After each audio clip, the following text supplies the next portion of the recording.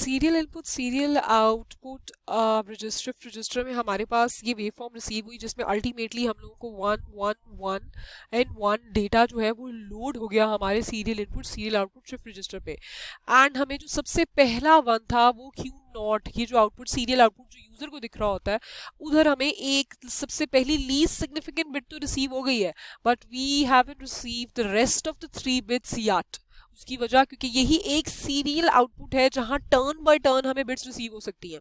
Least significant bit तो यहां से आउट हो गई, रिसीव आउट हो गई। अभी लीस्ट सिग्निफिकेंट के बाद rest of the 3 ones are still remaining, जो कि यहाँ से पास ऑन होके हमें बारी बारी टर्न बाय टर्न, अभी पहला वन निकला है, फिर दूसरा वन, फिर तीसरा वन एंड चौथा वन रिसीव होगा। So what is happening over here?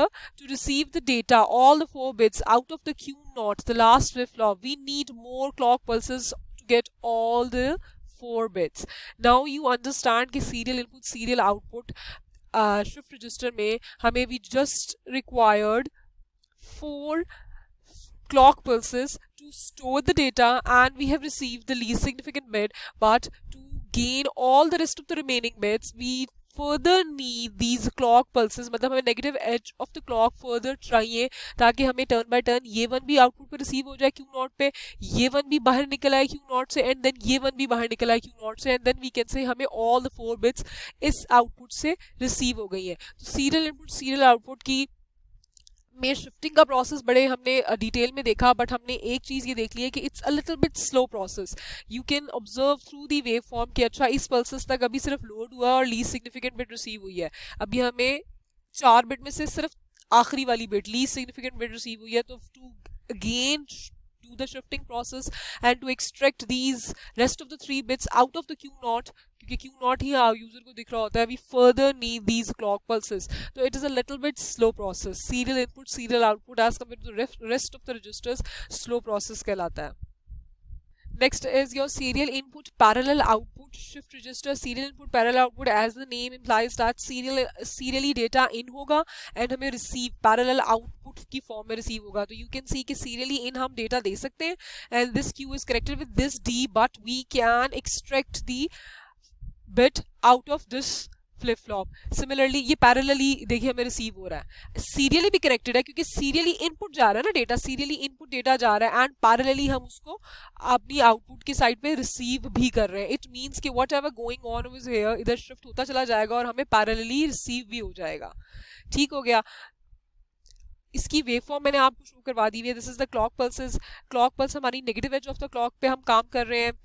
D इन जो है हमारे पास, हमने वही वाली बात है, वही एग्जांपल ली है टेट्रास 1 की, प्रीवियस एग्जांपल लेके हम चल रहे हैं in serial input parallel output shift register. Now तो डी इन पे 1 1 1 एंड 1 है, 4 बिट्स डी इन जो हमने देनी है, मतलब टेट्रास 1 हमने सीरियली इन करके देने हैं। And now you can see कि Q3 पे सबसे पहला negative edge of the clock पे Q3 पे डेटा आएगा जो हमने पहली बिट इनपुट दी, जिसमें अभी हमने सीरियल इनपुट सीरियल आउटपुट पे देखा है। प्रोसेस सिमिलरली पूरा सेम है, बट उधर सिर्फ क्या था, उधर सीरियली इनपुट हो रहा था और सीरियली आउटपुट हो रहा था, शिफ्टिंग विद इन होती चली जा रही थी। सिमिलर प्रोसीजर यहाँ है, सीरियल इन हो रहा है, शिफ्टिंग होती चली जा रही है, but we can receive the data out of each flip flop in parallel form. ठीक हो गया। ये देखिएगा हमारी बिट यहाँ 1 आ गई पहले क्लॉक पल्स पे, सेकंड क्लॉक पल्स पे उधर हमारे पास Q2 पे ये देखिए सीरियली परफॉर्म हो रहा है, सीरियल इनपुट जा रही है, शिफ्टिंग हो रही है। Third negative edge of the clock पे हमें Q1 पे 1 शिफ्ट हुआ मिल गया था, and fourth negative edge of the clock पे जो भी हमने प्रीवियस एग्जाम्पल बहुत डिटेल में देखी उसी तरीके से प्रोसीजर है कि हमें 1 पे मिल गया।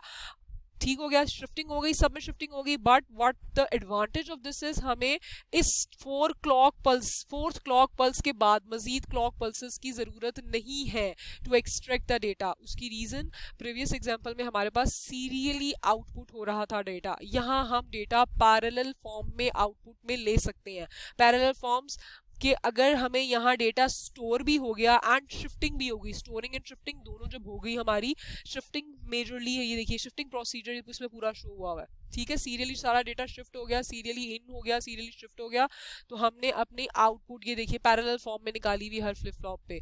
तो जब यहाँ सारा डेटा शिफ्ट होता चला गया और सीरियली इन होता गया, तो यहाँ 1 1 1 1 जब आ गया, तो अब हमें मजीद क्लॉक पल्सेस की जरूरत नहीं है, हमारा डेटा डायरेक्टली हमें पैरेलल फॉर्म में आउटपुट में मिल रहा है। Data is received eight the output Q of each flip flop in 4 clock pulses. With in 4 clock pulses हमारा काम हो गया। ये चारों बिट्स हमें at a time in parallel form output पे रिसीव हो गई है।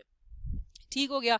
Next is your parallel input parallel output register. It is a basic and very simple register, as I told you before के this is the simplest register, and this is also majorly used for the storage purpose, and this is also known as a buffer register. Buffer से भी you are very much familiar, जो input पे आता है वही output पे appear हो जाता है। This is something a buffer is known as। और parallel input और parallel output की खसूसियत यही है कि वो storage register ही कहलाता है। उसकी रीजन क्या है, parallelly input दी, ये देखिएगा डेटा आपने parallelly input दिया, D फ्लिप फ्लॉप है, whatever you have given at the input it will appear directly at the output।